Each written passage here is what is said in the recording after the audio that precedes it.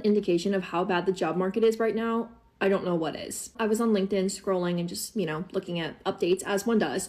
And I happened to come across this role that this company had posted. And in the description of what to expect and what their requirements were, they specifically said, do not expect this to be a 9 to 5. This is for people who want to work hard. That was the first thing I was like, can you not work hard in a 9 to 5? That was my first thought. The second thing they had in their list of requirements was, if you are looking for work-life balance, this job is not for you. I'm kind of torn about that response because, for one, at least they're honest. But for normal people who want to have a life beyond work and outside of work, I just thought it was crazy. I think the most discouraging thing about this job market is that the jobs that do come available want so much from you, and they don't have a lot of pay that's involved in it. And I just came out of I would say it was a really good job interview. Like, I could easily see myself do the work. And then they asked what I wanted, and I was like, okay. And they were kind of like encouraging me to be very honest about, and it wasn't just going to be copywriting, it was going to be marketing operations. It was going to be heavily like branding, social media. I'd be wearing a lot of hats. And they're like, okay, so, based on your skill set, based on all the things we told you, based on the fact that you'll probably do overtime as well, because be an hourly position, you doing trade shows, all these sort of things. I was like, okay, well, if I'm honest with you, based on everything that I've heard, and you're actively encouraging me to write down what I want my number to be, here is it. Here is the number that I know that I have actually made before doing one of these jobs, let alone 3. Here is that number. I know it might be different because I'm in a new state now, but here's that number. And then sitting in that interview, and I know that person was genuinely trying to be sweet and give me really good advice about the market. But they kept telling me over and over again, they've never seen this number in all their years for the type of position that I would be working for. They've never seen anyone ask for that number. And I was like, they don't even know anyone who has made that number. This isn't a crazy number, by the way. I was just like, I just want you to know, I have had 2 jobs that have paid me this exact number. I'm willing to negotiate down. I want to know what our expectations are. And mind you, this job was going to be very gray. The expectations would be very, very gray. They were saying anything like the minimum amount of hours that they wanted me to work each week was 40, but they have people working like 60. And I was like, that's okay. And so you want me to be making, if my number is normal, very normal for my experience, and I've made before, and the requirements, if that number that I pitched is here, and you want to pay me here to be doing 50-hour plus weeks, wearing 3 different hats, and trying to like reassure me that they've never seen anyone make that kind of money before, the very normal rate that I was asking. I know they meant well, but it was just such a weird experience to have to say, well, now you have met someone who has made this total normal amount. Maybe it's because it was in a different state. And I even tried to pedal back. I was like, I am very interested in working for you at that rate that you want me to work for it. I don't feel comfortable or think that 50 hours to 60 hours a week would be something that I would want to do in this specific industry. Like, if you would be willing, let's brainstorm. I'm a problem solver, so I offered other ways that we can make it work, and I just don't think it's going to, and that's okay. But if anyone was wondering what it's like right now in the job market, that's what it is. So I work at home. I'm a software QA manager, something like that. And I think we all need to be a little scared at this point. I've been in QA, software development, all things IT for 30 years. And for the first time in my life, in my entire career, I'm actually a little nervous. AI is taking over the landscape. Everybody knows that. And everybody says all jobs are going to be taken. They're going to be replaced. That's only partly true. Our jobs aren't going to be replaced. It's going to shift how we do our job. So what I mean by that is I don't have to code anymore. I'm an automation manager. I don't have to code anymore. I just talk to Cursor, my IDE, and tell it what I want to do, and it's doing it for me. Literally from start to finish. I don't have to do a single thing. I don't have to analyze any JIRA tickets. I don't have to create any test cases. I don't even have to code anything. I just prompt it. So what I'm getting at is that learn AI, learn how to prompt, and learn how to politely or impolitely tell it what you want it to do. That's it. Your job will essentially change into a prompt engineer / product owner, manager job. That's it. Get ready. It's coming. I don't know what to do right now. I really don't know what to do. People are just not hiring.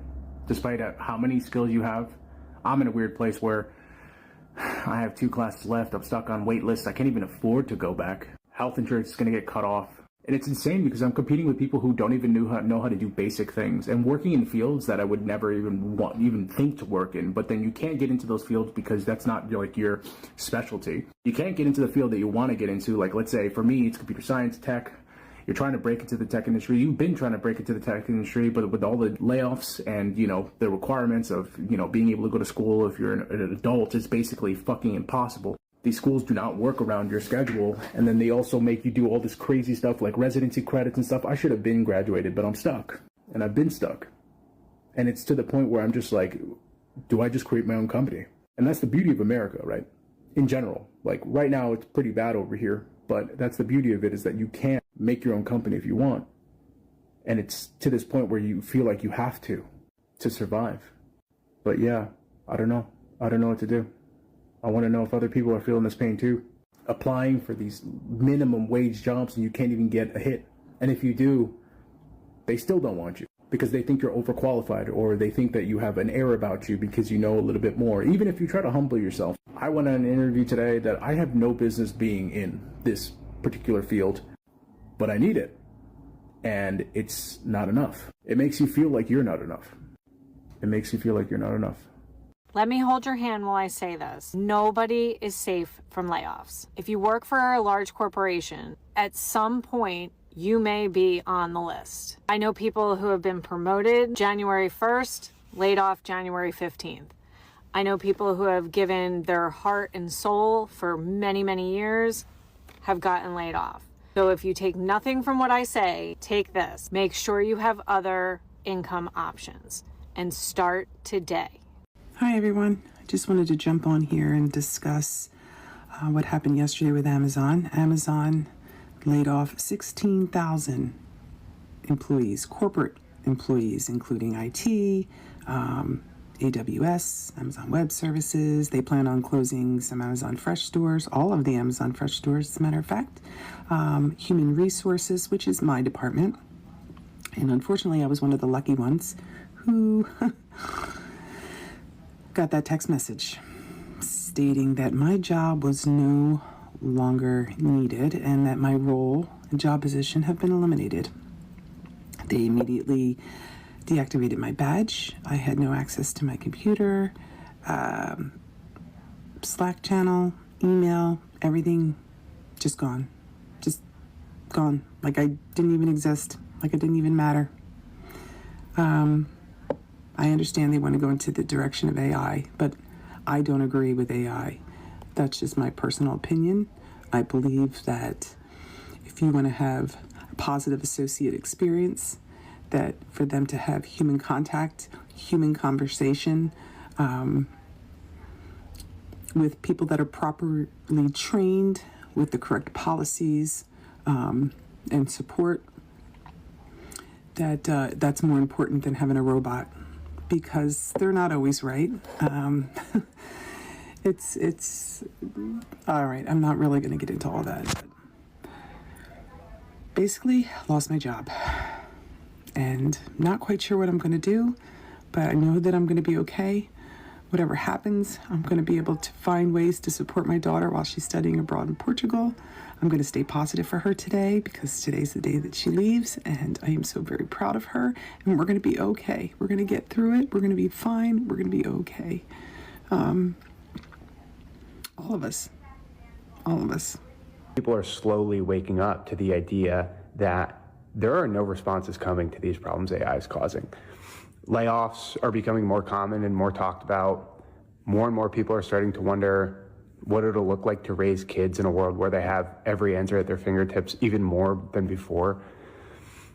And people are slowly realizing there are no good answers. And I think that's a good thing, because for us to possibly come up with any new solutions or answers, at least requires us to accept that there are none yet. So since my last post about being let go as a doctor, I've been getting a lot of DMs, phone calls about how other doctors or people they know have been let go. A doctor at UCSF and their department having a 3-month wait, they were let go, along with another one of their colleagues. And another per diem doctor was also let go. And then thousands of VA, like Veteran Affairs doctors and nurses, were also let go. So yeah, it's not just me, and I know that. But yeah, yesterday I just felt like the rug was pulled out from under me, and you can see that I'm still in scrubs, so I'm still going to work, which is really strange to me. And I'm going to be here until the end of the month. So I'm just feeling like if this is happening to me with all of the privileges that I have, like I'm educated, I am able-bodied passing, then, and just, yeah, sorry, people are like walking by. So yeah, like with the privileges that I feel like I do have, and, you know, like also losing my job, I'm just thinking about everyone else who is like negatively impacted by this administration. So I know people are meaning well with like recommending me to get like full-time jobs, or like getting another job is going to be easy and yada, yada, yada. But that's not what I'm worried about. I'm worried about our collective future. Yeah, that's what I'm worried about. I'm worried about what's going to happen to people further in the margins. Like it's probably happening now, which is what I'm hearing from some of my patients. So yeah, that is what I'm worried about. I'm worried about our collective future. I am worried about my future, but I'm more worried about our collective future. So if people have been asking me how to support me, I think it's by speaking up. I think that's going to be the most impactful, because I do believe that whatever we say, it's a ripple out from everyone individually. And one of my friends did tell me before that, hey, all these conversations that I was having with my parents, who, you know, are MAGA, unfortunately, she said, hey, that is also activism. And that really opened up my mind about what activism can look like. And so yeah, I think just talking to people who, if you have capacity, that would be supportive. Today I hung out with some pretty high up people at Microsoft, and what they're saying about AI is scary. They told us that in their own meetings, their exec team said that in the next 3 to 5 years, most of them will be without jobs.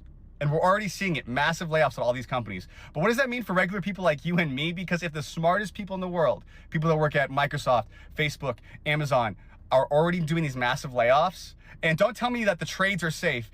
People said at CES that they saw a robot that could pick up a potato chip with its fingers. We're already seeing robots do surgery. You're telling me that it can't swing a hammer? Like, we are screwed. And what does that mean for regular people like us? We only have 3 to 5 years to build wealth. It's already hard enough for somebody without wealth to break into wealth, but it's going to be even harder when there's no jobs available, when information is readily available and implementation. The rich are going to get richer and the poor. So if you've been waiting to start that side hustle, if you've been waiting to do something with your life, you don't have time. I'm not trying to scare people. I'm just trying to tell you what the smartest people in the world are already realizing and already doing and adjusting. I hope you do too, because I know I am. Okay, so I just got out of a job interview yet again because this job market is absolutely trash. And so I go in there, you know, I have 3 years experience in dental insurance and dental coordinator. I have my certification for billing and coding, by the way, as well. I graduated with a 4.0 GPA and I passed that exam with flying colors. So there's no way that I am not qualified to do the job.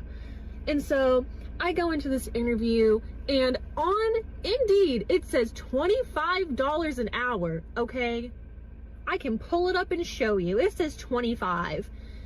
And, you know, I'm doing my interview, telling my experience, you know, a little bit about my personal life, because, you know, that's what you do at an interview. And she gets to the wage, and she says, 23 to 24? Well, you better just walk out. Just better stay where you are. And I was like, what? What do you mean? Because I thought she was joking. Like, haha, funny. No, she says, I start out at $15 an hour. My highest paid employees get 18, and they've been with me for 2 or 3 years. I said, okay, bye.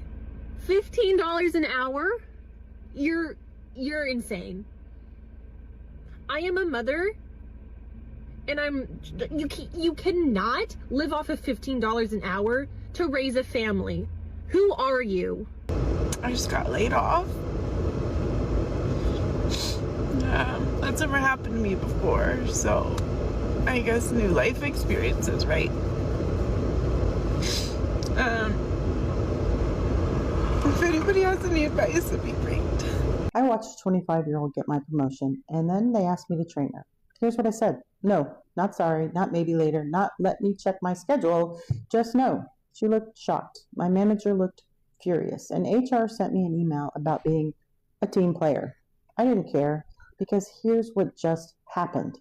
They passed me over for a promotion that I had earned, gave it to someone fresh out of grad school with 0 experience, and then expected me to teach her how to do the job they said I wasn't good enough for. The audacity is stunning, isn't it? You want me to train my replacement? Pay me. You want my 25 years of knowledge? Pay me. Consulting rates triple my salary. You want me to smile while you're humiliating me? Wrong person. I am not your free training program. I am not here to make your cheap labor look competent, and I am not going to hand over everything I know so you can pay her half of what you pay me. They told me I was being unprofessional. I told them I was being appropriately compensated for my expertise, or I wasn't sharing it, and they said I wasn't supporting the team. I said the team didn't support me when I asked why I didn't get the role. Silence. Here's what I learned. The second you stop being useful, they stop pretending to care. So stop pretending you owe them anything. My friend, who works at a major tech company that every single person in the world knows of, her year-end review meeting with her manager said it is literally like the Hunger Games out here in terms of keeping your job at this company.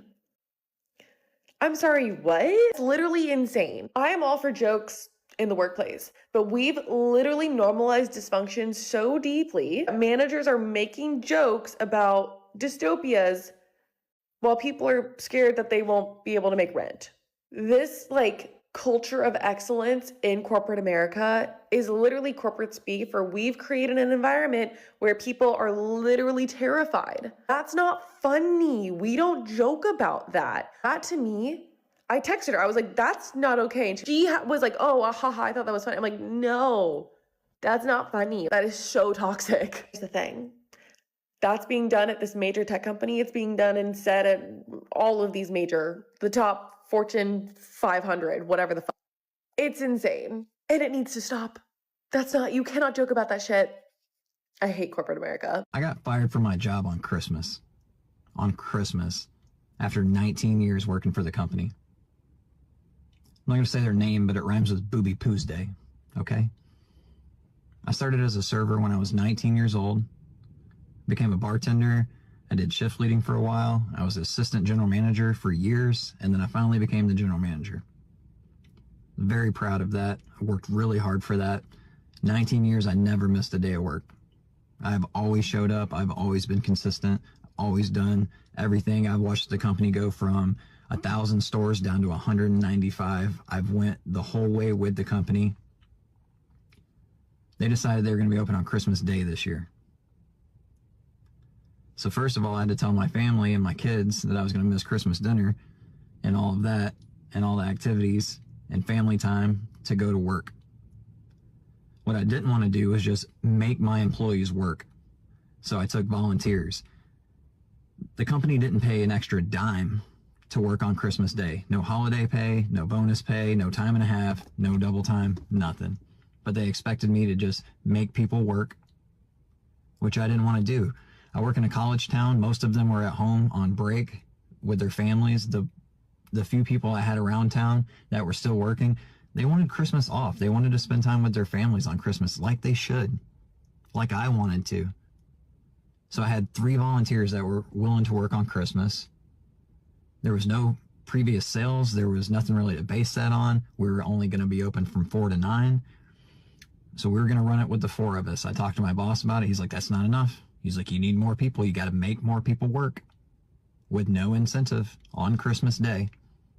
I couldn't get anybody else to work. I couldn't make anybody work. I was not going to fire anybody for not working on Christmas. So the 4 of us did the absolute best we could, and we got killed. I cooked all the food by myself. I had a host, I had a server, and I had a brand new shift leader first day out of training that was trying to help out wherever she could. She started out cooking with me for a while, and then they started filling up in the front, and the whole place filled up. And I've never seen so many to-go orders come in within a few hour span ever. Apparently we were the only place open in town. I did the best I could. I cooked by myself. I cooked thousands of dollars worth of sales and food till about 8 o'clock. We were supposed to close at 9. By 8 o'clock, I was almost out of prep. Both sides of my line were empty. I was running back and forth to the cooler. Both sides of my screens were both still full. The restaurant was still full. I didn't know what to do. We were all overwhelmed. We ended up closing the front door 1 hour early at 8 so we could finish taking care of all the people inside the restaurant and finish up the to-go orders that we could not turn off. I cannot turn off the to-go orders. They would stop at 9. So I finished cooking what I had for all of those people, ran back and forth, prepped some things on the fly to get those people taken care of, to get the to-go orders all taken care of, to get to 9 o'clock. We closed, 4 of us closed the entire restaurant. I closed the entire kitchen by myself. We washed thousands of dollars worth of dishes. We were all there very late at night. And then I got fired for my efforts. So I already got another job. I'm starting at the bottom. I had to just grab a job. I had to grab a server job. I'm in training. After 19 years, I'm in training to be a server at another restaurant. And man, what a gut punch. To be the person that is in charge of everything and knows the answer to every question and has put in all of that work just thrown away. I know I have comparable skills. I know I have experience. I know that eventually I will get another job, but the market is tough right now, man. It is not a good time to be trying to get a new job without preparing for that. And I wasn't prepared for this. I don't know. I guess I'm making this video because I just need I need some good vibes thrown my way. I need some comeback stories. I need some of those stories of people that found that really good job after something bad like this. My wife just got a second job. And, man, I've always been the breadwinner in our family. And I got a mortgage and 2 kids and car payment and everything else. And, man, I feel like it kind of turned my life upside down real quick. But I trust in God. God has my back. And if he's got me, who can be against me? So I was laid off from my job like 2.5 months ago, and I was at the gym today, and I ran into this woman I used to work with. And she asked me, she's like, oh, so did you get another job locally somewhere? Lady, I could put out like 200 applications and probably not even get a hello. It's pointless. Like, I don't know if anyone's ever actually tried to like hunt for a job, but it's like you're submitting job applications to like ghost jobs. Most of them are shit. And the ones that are actually real, they don't pay worth a damn. And I was like, no, I'm trading futures and creating content and just doing my thing. And she's like, oh, wow, really? You can do that? I'm like, yes, I can. And then she proceeds to look at me and she's like, well, you're looking really great, Luke. I'm like, well, thank you. Yeah, that's what happens when you leave corporate America and you do your own thing. You look better and feel better. So I was laid off from my corporate job making $200 grand a year. So I'm going to go ahead and expose the AI companies and what their plan is. First thing you need to understand is the different stages of AI. First and foremost, you have stage 1, which is just general AI, Gen AI. That is like your ChatGPT. You throw in an input, it gives you an answer. Pretty basic. Now, the second one is called agentic AI, and that is the one that is able to replicate all the things you do. This is what is taking most people's jobs right now. This is kind of the hot topic, but there's two more stages. The next one is artificial general intelligence. This is essentially AI having a brain. It can predict and forecast, and it's essentially learned enough from all of us that it's able to perform duties and forecast and pretty much get things done on its own. This tech actually exists right now. However, it is not available to the public, but there are companies that are, well, let's just say I won't mention them, that are using it. And then lastly, there's superintelligence. Superintelligence is like the ultimate form of AI. This is like the Terminator scene where they kind of have a brain of their own. They create their own ecosystems and essentially kind of take over. There's also some debates as to whether that exists currently or not. Just being in some meetings, I will tell you, it does. The issue with all of this is that it is very, very massive to run all of this hardware, and it is extremely power intensive. That is why they keep talking about all these, different water resources being drained, all these data centers going up. This is the future. They will be pulling from these data centers. They will be draining the water supply to run these super intelligence, super gen AI type of machines. If you're one of those people that says, oh, ChatGPT will never take my job, it's not ChatGPT. That stuff that they've given you access to that you think is so cool isn't even scratching the surface.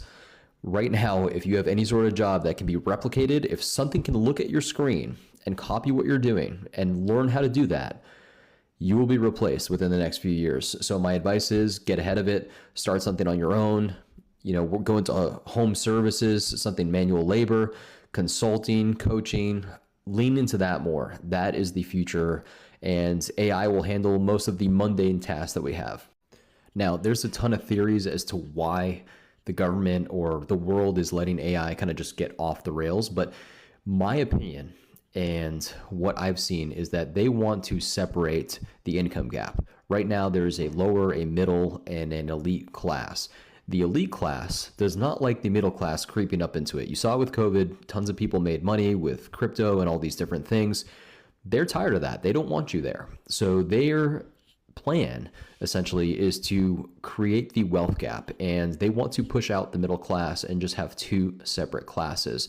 That is just what I believe and what I've seen. You can get into all the different conspiracies surrounding it and New World Order and all the different stuff that happened, but that is essentially the plan. That is why they're letting this just run off the rails. There's really no governance behind any of this. You can pretty much start up a company and develop and research any kind of AI you want without really any sort of oversight. So all I'm saying is just get ahead of it. You'll be in a better place for doing so. The most critical suggestion for anyone currently in the workforce is to diversify into tangible and AI-resistant skills. We are entering an era where digital labor is becoming a commodity. If your job involves looking at a screen and following a repeatable process, an AI agent will eventually be able to replicate it. To stay relevant, you should pivot toward high-touch or high-skill services. This includes roles that require physical presence, complex manual dexterity, or deep human empathy, areas where AI still struggles. For example, while AI can write code, it cannot swing a hammer, perform complex physical repairs in a unique home environment, or provide the nuanced human contact required in high-level HR and healthcare advocacy. Additionally, aggressive financial minimalism is a must. Detach yourself from the subscription economy and high-interest payments to lower your survival floor. By reducing your monthly overhead and building a business or skill set that you own, rather than rent from a corporation, you insulate yourself from the whims of a board of directors. The goal is to move from being a corporate tool to a sovereign service provider. Use the next 3 to 5 years to build this foundation before the wealth gap widens further.